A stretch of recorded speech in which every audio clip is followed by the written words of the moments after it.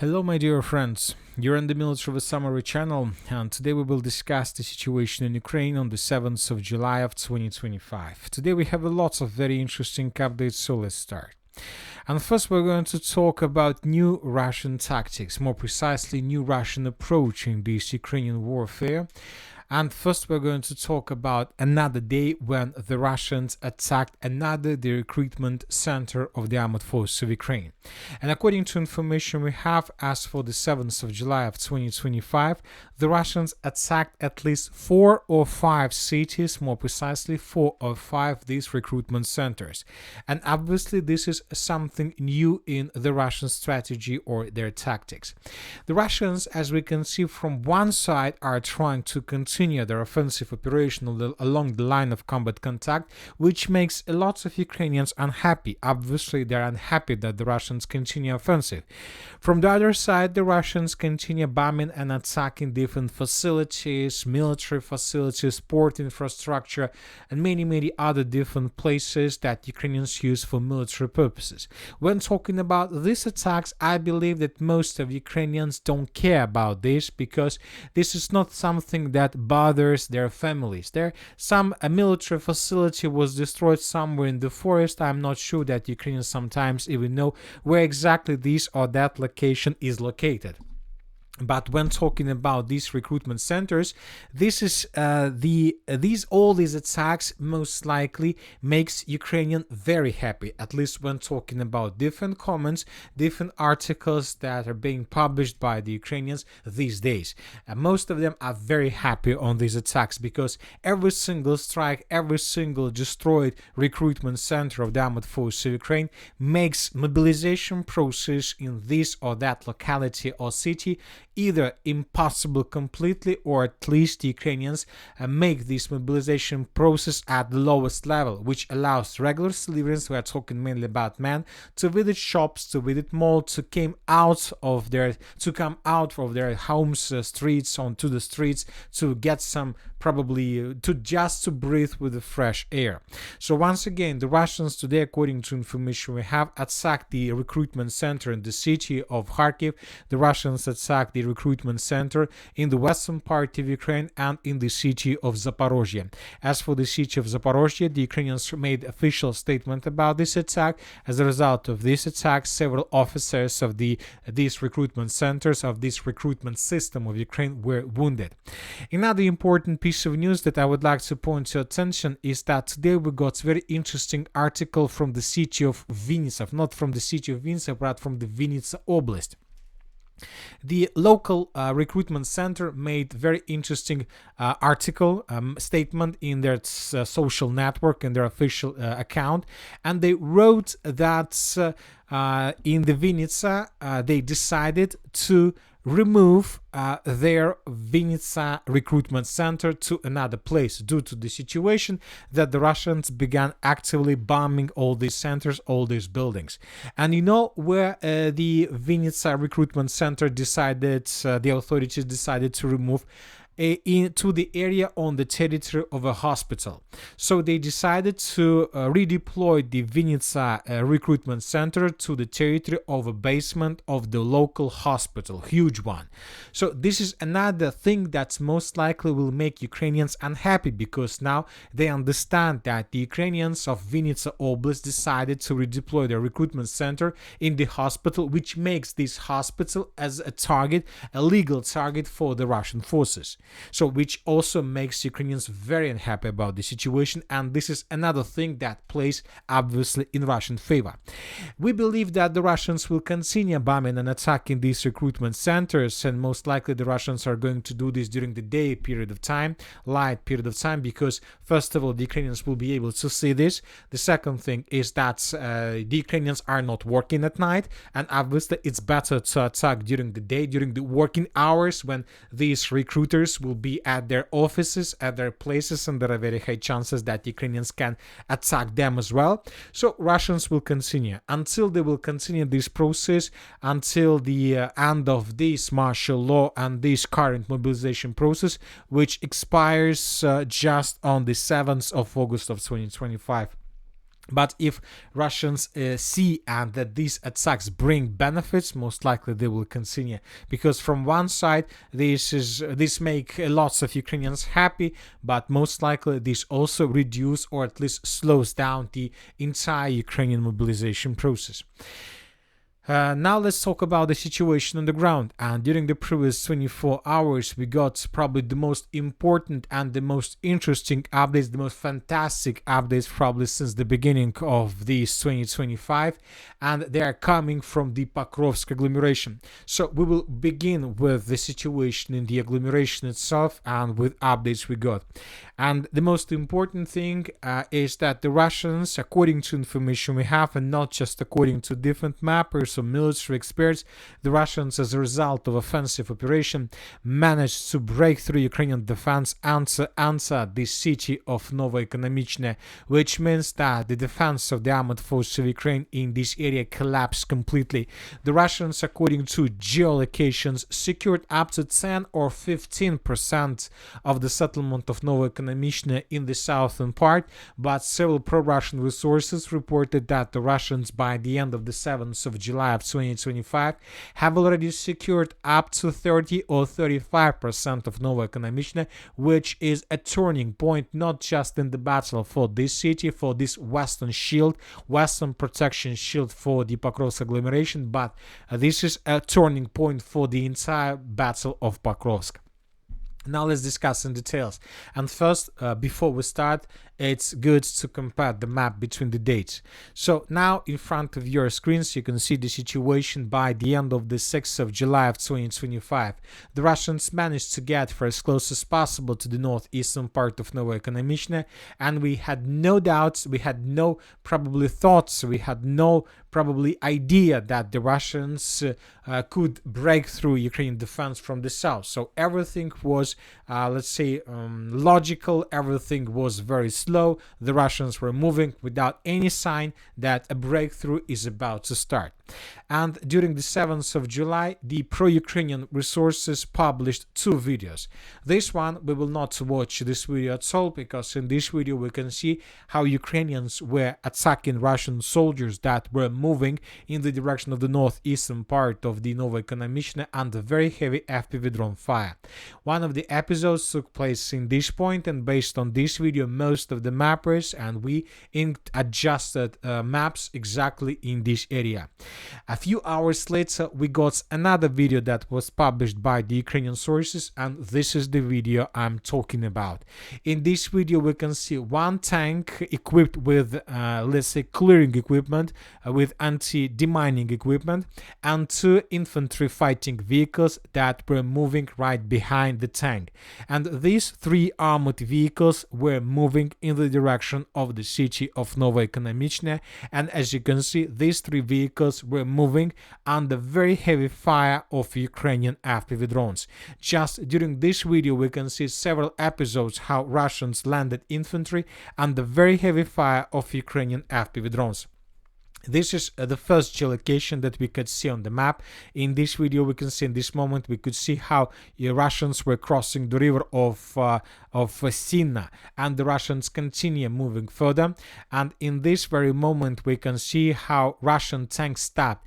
The Russian tank with the mining equipment managed to get the city. Now he's useless, and he decided to return back because there is no need to use this tank with the mining equipment on the territory of the city. It's better to use this tank once again to take another batch of infantry fighting vehicles and to repeat the landing operation once again. In this moment, we can see how Russian vehicles were moving through the village, through the city of Novoeconomichnoe from the south to the north. In this very moment, we can see how Russians landed infantry also under very heavy fire of Ukrainian FPV drones. One of the vehicles stand, another vehicle moved further in the northern direction. And here's another moment when the Russians landed infantry, and right after they landed infantry, the Ukrainians destroyed this Russian vehicle. So two episodes. So this is the moment when the Russians crossed the river of Sinna, and this is the moment when the Russians landed infantry. Based on this video, once again, we have adjusted the map, which means that the battle for Novoeconomichnoe has begun. Furthermore, right before we start making this video, we got another geolocation, and another geolocation took place somewhere here. So most likely that by the morning of the 8th of July of 2025, we will color half of Nikolaevka, probably all these fields, everything to the south and to the southeast of this red line in Russian favor. So this entire pocket most likely would be colored. So the battle for Novoeconomichnoe has begun, and the Russians managed to probably to make the most important thing, to break through Ukrainian defense. Most likely, as the Russians manage to land infantry, they will intensify their attempts to concentrate for as many as possible soldiers on the territory of the southern part, to clear the southern part also as soon as possible, as fast as possible, to create a stable foothold and to begin battle for the next important stronghold in this area. We are talking about this mine and dense network of the fortifications that located around this mine. So this is going to be the most important battle for the Pokrovsk agglomeration, because if Russians are able to establish complete control over the city of Novoeconomichnoe itself and over this stronghold, this is going to be the beginning of complete collapse of the Pokrovsk agglomeration, and this is going to be the biggest defeat for the armed forces of Ukraine since the Battle of Mariupol. Another important thing, that this is not the only attack that the Russians carry out today. The Russians, to support this offensive operation, started two offensive operations, which main purposes was to distract Ukrainian attention. First attack and first offensive took place to the north of the city of Novoeconomichnoe, in the direction of the settlements by the name of Volodimirovka. This is the village that is located along the second defense belt, in the direction of the settlement of Popov Yar and Poltavka. As you can see from this area, we have the biggest number of icons of different types, which means that the Russians were bombing and attacking this territory with all type of calibers they have. They were ruining and reducing this territory to ruins with one purpose: to force Ukrainians, thinking that this is the major and the primary roads of attack. The Ukrainians most likely were forced to concentrate additional units and the most important reserves in this direction, with the purpose to stabilize the situation during the upcoming attack, and the Russians launched their offensive. We have just one video from the village of Popov Yar. In this video we can see how Russians were clearing the village in the central part, how the Russians were securing one building after another, how the Russians were dropping grenades in one basement after another. So Ukrainians most likely came to the conclusion that the Russians are going to move in the northern direction. And at the same time, the Russians launched the second offensive operation. This time the Russians decided to attack the western and the southern part of the city of Pokrovsk. The same story. During the previous 24 hours, the Russians basically were reducing this area to ruins by attacking every single square meter or maybe square centimeter with bombs, with flamethrower systems, with aviation, with the purpose to break Ukrainian resistance and to begin movements and to begin moving further in the northern direction. A lot of episodes we got exactly from this area, a lot of FPV drone attacks, and most important that the Russians were attacking not just buildings but vehicles. Ukrainians tried to redeploy additional reinforcements and reserves in the direction of the city of Pokrovsk and then in the direction of the city of Novoeconomichnoe, but the Russians were prepared for this. They established hundreds of drones above the city of Pokrovsk, and when we saw the movement, they began attacking everything that was moving. So the situation for the Ukrainians here is very difficult, and the next 24, 48 or 72 hours are going to be a vital hours for Ukrainians, because if they lose control over Novoeconomichnoe or if they lose control over the southern part of the city of Pokrovsk, this can lead to completely unpredictable consequences for the armed forces of Ukraine. Anyway, let's wait and see what is going to be next. We are waiting for additional videos from Novoeconomichnoe, but currently we can tell for sure that the situation develops obviously in Russian favor. Now let's move further and let's discuss the situation in the Dnipropetrovsk direction. As you can see, we have lots of icons in this area. The Russians continue their offensive operation without stops. During the previous 24 hours, we have adjusted the map. Let's compare the map between the dates. For example, this is the situation by the end of the 6th of July.